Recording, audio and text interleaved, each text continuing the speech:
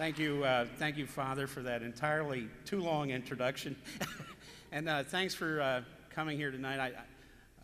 After the last presentation, I'm not sure I can be as robust, but I want to echo what the other speakers have said. You know, the rest of the country and the rest of the world is depending on this ballot initiative here in New York City. There's nothing like it in Washington, D.C., even though the Pentagon was hit. We have a lot of questions what happened in Arlington, Virginia that day. There's a lot of questions as to what happened in Shanksville, Pennsylvania. I just want to say one thing. Yes, there was complicity, certainly by people in the U.S. military and the intelligence community and in law enforcement, but I know for a fact, after talking to so many people in some of these same agencies, they would be more than willing to come to New York and testify before this commission about what they saw happen on 9/11. People from the National Security Agency.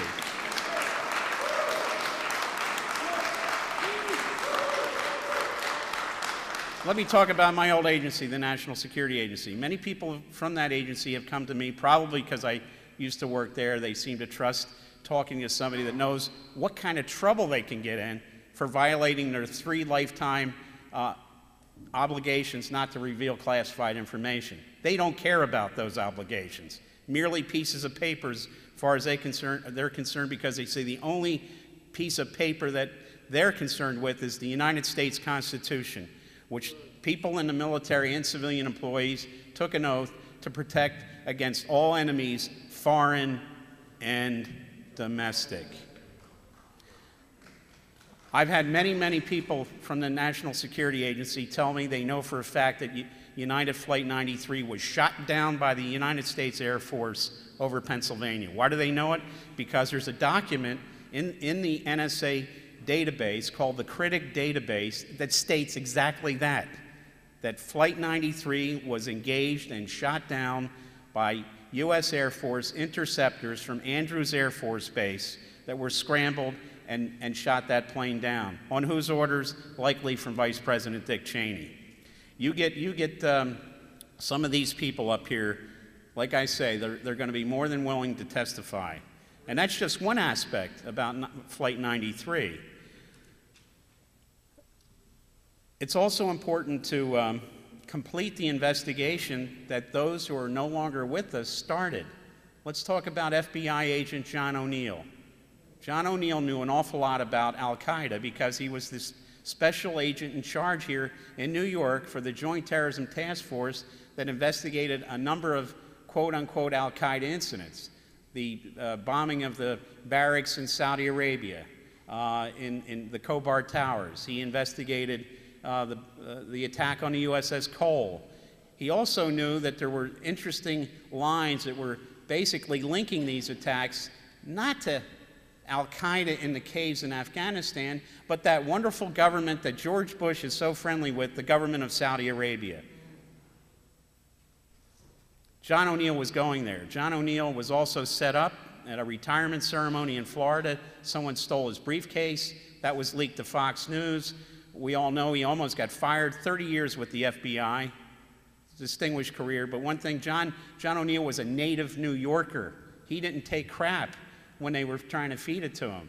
He did not take no for an answer. He fought his bosses. And then they did that to him, the briefcase incident. He didn't get fired, but he had to retire. And he was offered the job as a director of security for the World Trade Center. He was there that very morning, got out of the building, but then went back in to help save people, get them out of there, and he died when the building collapsed. So we owe it to John O'Neill. We also owe it to something very recent. John O'Neill had a friend in the CIA, also who helped John O'Neill with his anti-terrorism activities. The individual was a clandestine services officer, served in Lebanon in the 1980s during the Lebanese Civil War. His boss was the Beirut station chief, William Buckley, not to be confused with the conservative guy. William Buckley was kidnapped by Islamic terrorists. He was tortured and executed. This individual's name was Roland Carnaby. Let me tell you something about what we heard about how the media, through perception management, can make people think something else when something else is the absolute truth. On April 29th, Roland Carnaby was driving in Houston, Texas. He was chased by the Houston Police Department. 2 Houston traffic cops stopped him. He flashed his CIA credentials. They thought they were fake. They gave chase. Later on, they let him go. He gave chase, stopped him again. He had dropped his BlackBerry. He had been trying to call the FBI. He did get through the FBI. He said, "Why don't you call the HPD and the Houston Police Department, tell them to stop this chase." They stopped him again. He had his BlackBerry. He was talking on it. He dropped it. He reached down. He thought he was reaching for a weapon. They shot him to death. On one of the busiest highways in Houston, in the Galleria section, probably a half a mile from the office that houses the office of former President George Bush, who this individual was very, very close to. Roland Carnaby was said by the Houston media, the television stations, the local stations, and by the Houston Chronicle, better known as the Houston Chronic, they said that he was a fake. The man was the chief of station for the southeast region of the CIA, headquartered in Houston, Texas. And they said he was a fake. And if you go to Houston today and you ask people on the street, you mentioned Roland Carnaby. "Oh, you mean that guy who said he was a fake CIA officer?" No, the guy who really was one. So if they can do that, and that happened about 10:30 in the morning. Remind you of any other mornings where you're watching this on television, you're being told one thing by the media, and something else is entirely the case. Roland Carnaby was a friend of John O'Neill. Roland Carnaby kept John O'Neill's mass card laminated in his wallet, kept it with him at all times. Roland Carnaby, like John O'Neill, was a professional. He was a conservative. He was a Republican. But he also thought there was something very, very wrong with what we were being told. And this is a guy who spent 30 years as a clandestine officer with the Central Intelligence Agency. He's dead. John O'Neill's dead. Let's remember the late British Foreign Secretary Robin Cook, who had some interesting things to write in The Guardian.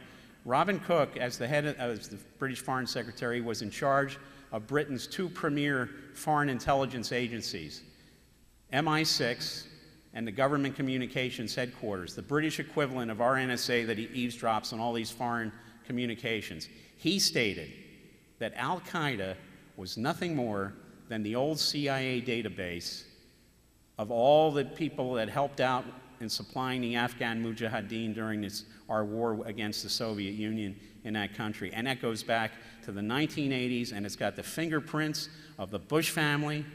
Charlie Wilson's War, if you've seen that movie or read that book, it's right there. This plot to arm the Mujahideen was hatched in Houston, Texas. And it heavily involved the Bush family. So any investigation of 9/11 has to look at the historical precedent.